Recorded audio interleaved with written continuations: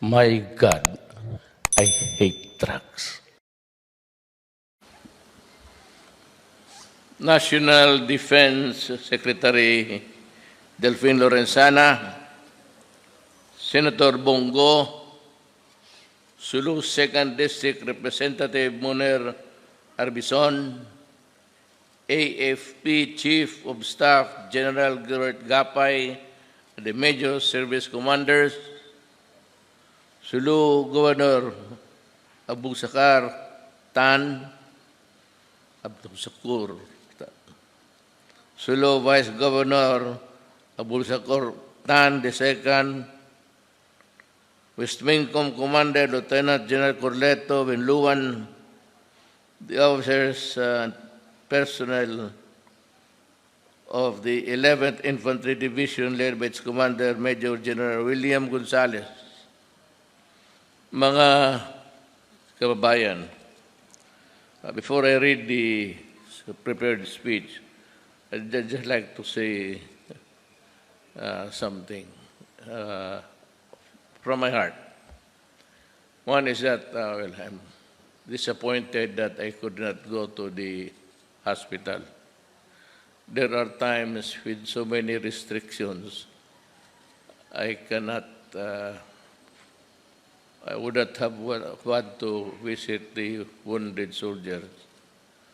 But just the same, please convey to them, kung narinig nila, my profound gratitude for their service to the country. To you, the men of the Armed Forces of the Philippines, I would like to tell you that I am here not really to protect wrongdoings. So I will not also do that, but you have my full support in everything that we do, which I think is the best for the country and for the rest of the Philippines. So we have a problem also here, and I'd like to make a special mention to Sakur na yung tulong mo sa gobyerno cannot be measured in terms of, except that we feel also that you are doing your best, and for that, you have my gratitude for helping the Armed Forces of the Philippines. Idol kita, Sakur. Basahin ko na lang itong kawawa naman yung gumawa nito. Baka na oh. We just celebrate the start of 2021 a few weeks ago. Yet the dangers we faced last year remain in the midst. We thus thank you, our brave soldiers, for your unrelenting service to the nation during these difficult times. Aside from itong trabaho natin, nandito yung pandemic, yet we are securing the measures of government, protect them. Itong mga sa checkpoint, matrabaho talaga yan. Alam ko na hirap ang pulis pati sundalo. And yet, andyan pa yung pandemic. Tapos, Secretary Galvez, so doing everything he can. Mabutit natapos, nagiprangkahan ko talaga sila. Ngayon sabi, postak ko yung presidency ko nga. Walang graft yan. At si Secretary Galvez, kilala ko. Para sa akin, I was there in Marawi when we were fighting the Islamists. And I saw in him kaya nung pag-retire niya, kinuha ko. Tapos ngayon ito, binigay ko sa kanya lahat. Ikaw lang ang magturo nito. Now, let me be very clear. Doon sa mga local governments, wala akong objection kung magbili ang local government para iturok doon sa mga tao. Okay yan. Basta walang inggitan to. Puro tayo gobyerno. Ang akin lang is that kung ano man ang i-vaccinate, just clear it with the FDA. Lahat naman dumadaan talaga dyan. So it's a mandatory requirement. Other than that, I have nothing to do. That's a requirement of law. Sunod lang tayo. Wala kaming Ngayon, yung akin, para sa hindi maservisan ng local government.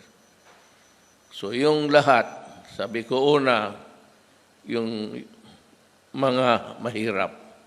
Yun talagang mga mahirap na isang tuka, isang kain. Unahin ko yun, pati yung uniform service. Kasi, kung paano kung magkasakit ito lahat, paano, how can we function a government with a sick soldier or policeman in your midst? So, ang sunod niyan is umauna kayo. And if the Secretary Galvez would sabihin ko sa kanya, kasali na yung pamilya ninyo. Magpunta yung mag-inject sa mga kampo, turukan, pati yung mga anak ninyo. So ito lahat libre ito. Libre.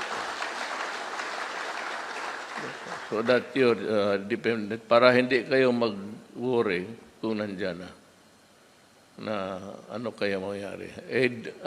This is a very vicious microbe. Tsaka kaming lahat na karamihan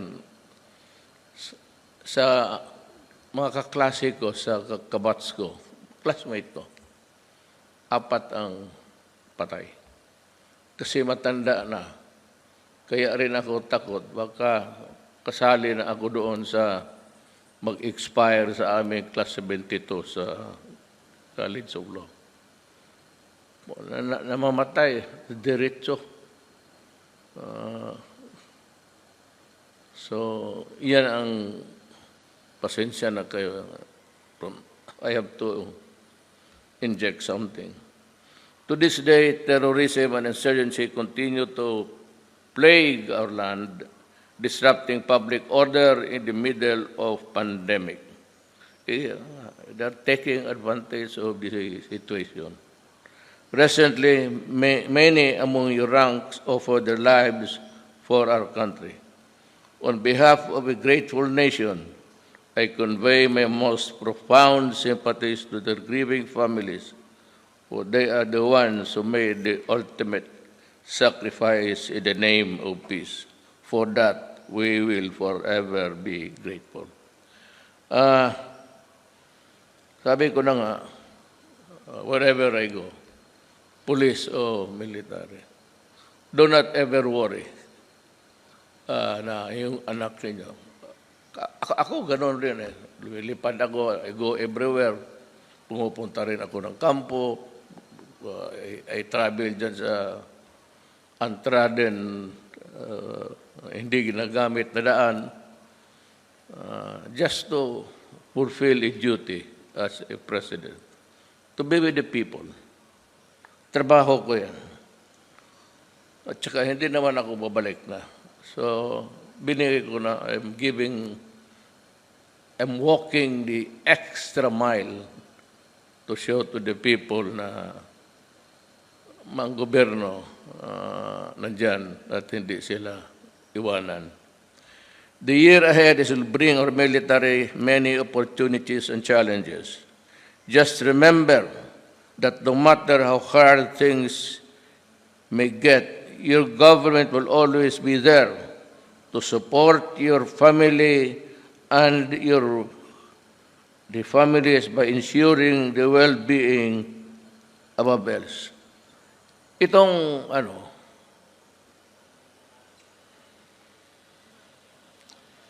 bilo na pati yung veterans, may 50 million each yan. Ginawa ko yan. Noon ewan ko, PGH, nibigyan ko 100 million a month yan. Yung 50 million sa bilo na pati 50 million sa veteran. Malaking bagay na yan. Pati yung dito sa dito yung hospitals, allied hospitals. Ninyo, binibigyan ko pati yung bilo na. Di maisa pa, but I'm just waiting. I will buy it. Alam mo, papunta ko doon. Magsalita ako. Alam mo, sa court tayo. Hindi naman tayo either way, it's a pretended, kung nagpipretend tayo mga elected officials o galing sa puso yung serbisyo mo, punta ako doon. Paglabas ko, mga bata, nasabi, Mayor naman talaga ang tawag sa akin. Mayor. So lumapit ako. Sabi ko, sino ito? Kayo, sino? Tinanong ko yung mga matatanda. Anak ito na mga sundalo. Diyan sa Zamboanga. Tapos yung isa, may gustong lumapit sa akin, karga-karga siya, Papa. Ang bata na may gulo tapos nagsisigawan. Tapos nakatingin sila sa akin, yung iba lumalapit. Siya naman, Papa. Kasi kinuha ko yung bata. Sabi ko, sige ako ang papa mo. Sabi ko, saan? Ngayon, saan ang papa mo? Sabi ko, saan ang papa nito? Sabi sa Manila, nag-training. Ang nanay, sabi nila, nag-training rin.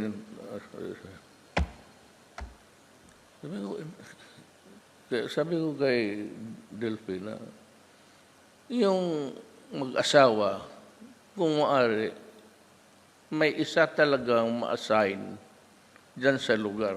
Even isa lang. Huwag na masyado yung sundalo. Pati yung babae, sundalo, sabi ko. At least sa mag-asawa, may isa talaga na malapit. Give them an assignment na malapit doon sa pamilya. Because the children would need the love and care of a mother. Kaya sabi ko, ilapit din yan sila. At least ang nanay makauwi doon sa bahay. Gabi, at least ang mga bata, may nakita. So sabi ko sa kanya, sige nak, bukas ipasyal kita, punta kang Davao. Dalhin ko sana sa aeroplano, pero hindi man nakadamit ng husto. Kinabukasan, inilipad sa Davao. Then pinunta, sabi ko, punta kayong Malacanang. I-blow out ko kayo doon. Just naano ako sa bata. Sige, sabi niya isa naman, kapatid, sige, Papa. Pwede ba na, huwag ninyo munang pabuntisan yung mga asawa ninyo. Spacing mo lang. Pero at least ang sinabi ko, the solution there is, it would be the mother who should be assigned nearest para maka-uwi at makita ng mga bata ang nanay. Importante talaga yan. So, pumayag naman si DND. Sabi ko, Del, gusto ko yan ang mangyari. Today, I am deeply honored to join you on recognizing the extraordinary heroism of the officers and enlisted personnel of the Armed Forces of the Philippines who showed exemplary heroism in face of danger. Nga pala yung baril ninyo na nakuha, inyo na yan ha, hindi issue yan. That's yours. Glock yan, pati yung 45. Yung aking Glock. Maganda ang Glock kasi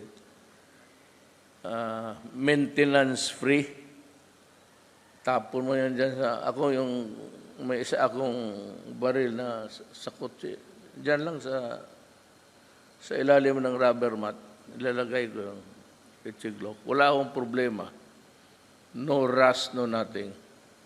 Kukunti lang. At saka huwag mong, yung ano lang, yung kuha kayo ng dropper sa mata. Expaskiya na lang.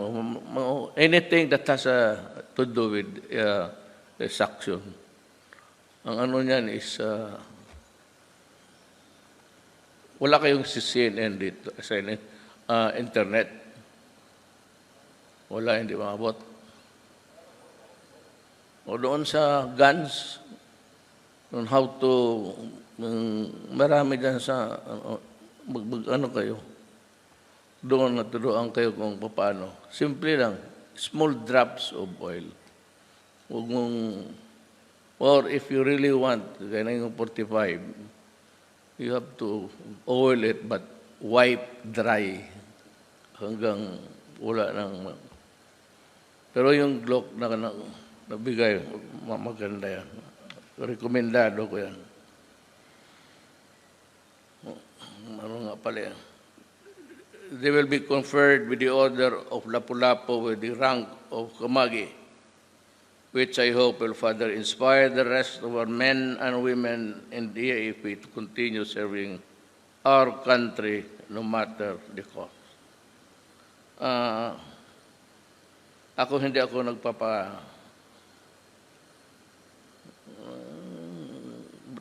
tawag sa Bisaya, nagpapahiro. Nothing of the sort. I am just also a government worker like you. Lahat naman tayo. Let me take this opportunity to commend the brave men and women of the Joint Force Task Force Sulu and the 11th Infantry Division for their recent gains against the Abu Sayyaf group. Your determination has greatly reduced their strength in the past year. Same, outside of itong mga Abu Sayyaf, we have the communists, and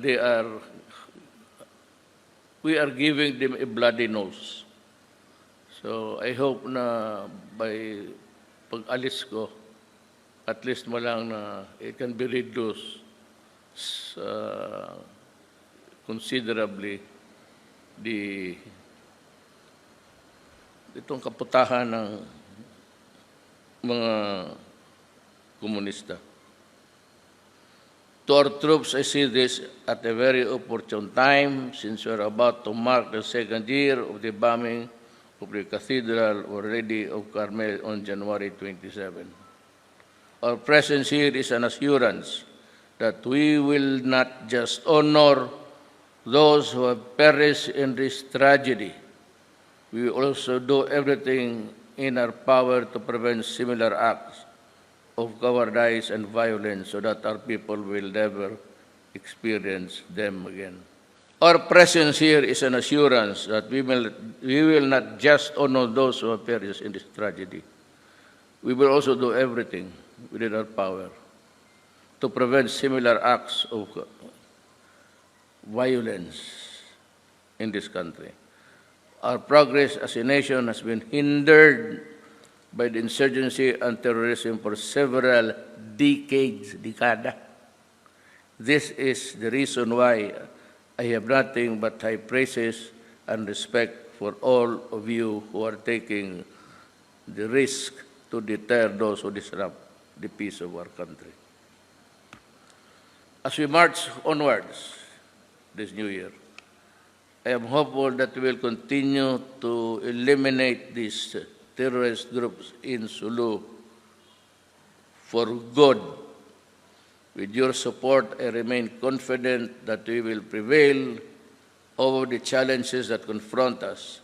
Be assured that the entire Filipino people is behind you as you secure genuine and lasting change for our motherland.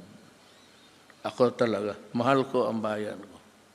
Ganito lang ako, mahal ko talaga ang bayan ko. Kaya kung bayan ang pag-usapan, kapakanan ng bayan, and to everybody, to the communists, to the abosayap, di ako pwede dyan. I will not compromise.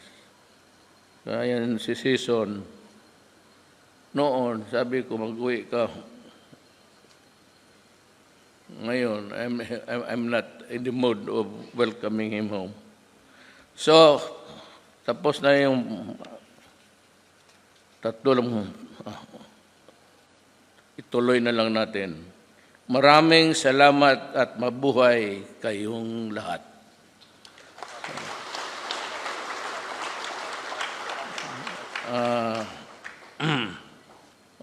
Para sa mga NPA, talagang galit ako dyan sa kanila. Galit na galit talaga ako. Marami yan silang pinatay. Ang half-brother ng tatay ko, kumain sila sa bahay, pagkatapos binaril pa sa bunganga yung... Kaya yan si Inday, kasi nung nagpunta kami doon sa bahay, it was about 14, 15, or 16. Basta hindi mo sa about 16. Nakita niya yung patay. Nakaganon, may mga pagkain. Ano, brutal masyado. Kakain ka tapos patay mo.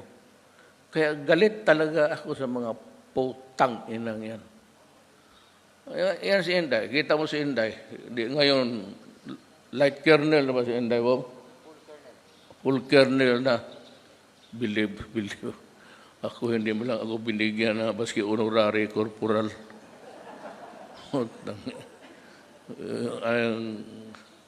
Yun ang mas matindi yan. Maniwala kayo sa akin. Mas matindi yan.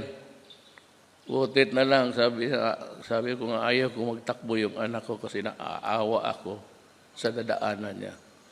Yung atakihin, babuhin ka, ibang sektor, may mga sundalo. So, naawa ako sa kanya, sabi ko, wag. But anyway, I will serve you to the very end of my term. Kung paabutin, if I reach the finish line. Pero itong, nagpiplano akong dagdag. Mag-usap tayo, Del. Kasi yung sana bilhin natin sa yung bilib ako ng ang project ako ng ilang itong sa yung marami pa ba yung Huey na yan? Naiwan. Palitan ko na sana. Wala na, maano na talaga yan. Luma na. Baski na sabihin mo, maintenance, The theory kasi, theory pilot, so I used to fly once. Nung bata ako, lumilipad ako. The theory is an airplane can fly forever. But, theory lang yan, with good maintenance, kung maintain mo yung makina. Pero baski yung mga piloto dito, yung every time i-pressurize na yung aeroplano. Yung aeroplano nagaburot yan. Nag-expand yan ng kunti. Tapos ganun. Every time mag-take off pressure. Tapos decompression. Isa yung minsan sumasabog. Minsan talaga yung tignan ko kung pagka makabili ako ng ilan para pangpalit dyan sa UV na yan. Kabili siguro ako ng mga 6-7, okay na yung pampalit sa ano, yung heavy cargo. Meron kasi doon deal. Hindi lang natuloy. Tatanungin ko si, hindi naman ako, well, anyway, that is my next project. Bibili ako ng mga helicopter para sa mga hospital. Sayang ang buhay. Saka pwede pa naman natin remedyohan sa Bisaya. Kung may remedyo dyan, if it can be remedied, we will. I am not making any hard promises. But you can rest assured, I will try my best to look for money para palitan ko yung mga luma na. Sumasakay rin ako niyan. So,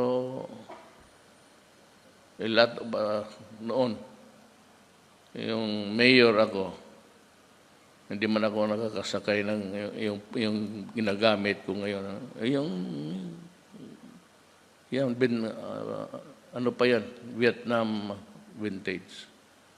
But anyway, these are all things screwing my mind.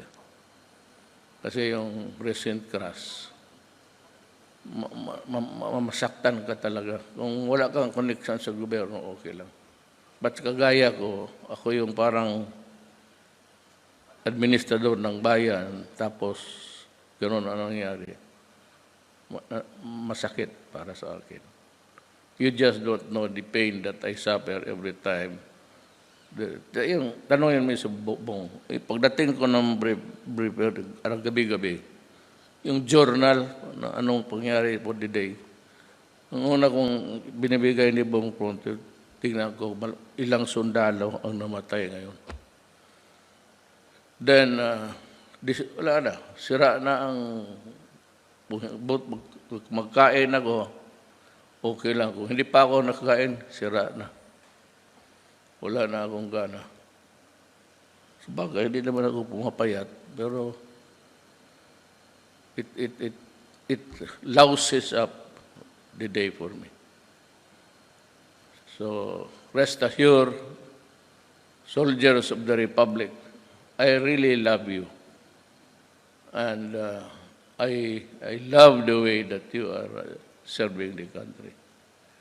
And in return, I also, minamahal ko kayo. At maghanap ako ng paraan sa helicopter na yan. Maraming salamat po.